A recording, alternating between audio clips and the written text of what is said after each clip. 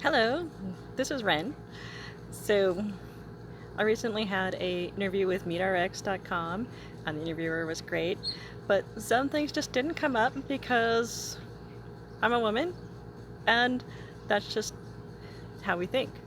So, there were certain things that happened with my body once I changed to the carnivore diet that are very relevant. My history of my menstrual cycle was just incredible pain. Um, from the very first time, every single time I had it, it was basically a date with the torturer. I hated it. There was weakness, dizziness, nausea, bloating, gas, cramps, diarrhea, heavy flow. I think had I had the proper nutrition, I really wouldn't have gone through. When I was 35 years old, I got an endometrial ablation because my period was literally more painful than having a nail shoved through my foot. And I know that because I've had a nail shoved through my foot and it didn't hurt as much as my period. So I had it canceled first thing. And that really helped. Helped with the blood loss, the anemia, the paleness, the nausea. It really helped with most everything, except I still experienced monthly tenderness, some bloating, some water weight gain. I did have the ovulation cramps, really painful ovulation cramps. With the carnivore diet, that's all gone. I no longer have these monthly cyclical symptoms. That there's no tenderness, there's no bloating, there's no random diarrhea from nowhere. It's just gone. Now, my breasts, actually, I've had fibrous breasts all my life. There are two types of breasts. There's fibrous breasts that have natural lumps in them, and you feel them and it just feels like masses of lumpy tissue.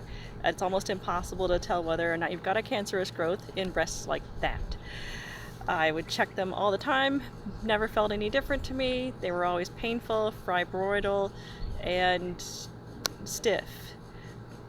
So after about 6 months of carnivore, my breasts became smoother, firmer, but also softer. The fibroids aren't gone per se, but very much diminished. And when I do my monthly inspection, there's no pain anymore. Those fibroids always hurt. And that's definitely very much a relief. Plus, they look nicer. There was the hot flashes. I was having hot flashes on and off, night sweats, nightmares related to hormonal imbalances, itchy skin, dry patches of skin, and of course the monthly acne. The monthly acne's gone. Check that out. My skin is so clear and it's so soft. Yeast infections. I used to have yeast infections several times a year. I no longer need yeast infection medicine around the house all the time. I have last experienced a yeast infection or a urinary tract infection over a year ago. So that's saving me money, time, and aggravation. Odd smells, a thing of the past. And my hair, you probably see how thick and beautiful it is. It was receding a little bit. I had some thinning, and you can kind of see where it started growing back in about 6 months ago. I have sprouts. So it did take a long time for the hair to start regrowing, but it did. It was quite a bit of hacking to get rid of the hot flashes.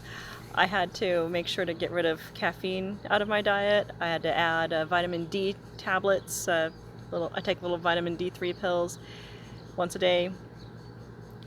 And for a while there, I was taking a vitamin B supplement because I felt that I was way behind on my vitamin B, having been vegetarian-ish for a long, long time.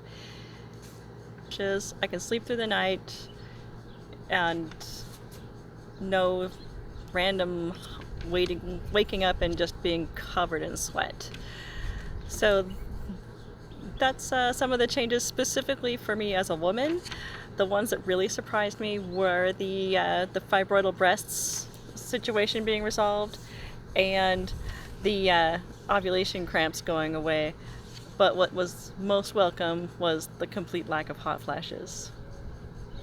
Thank you.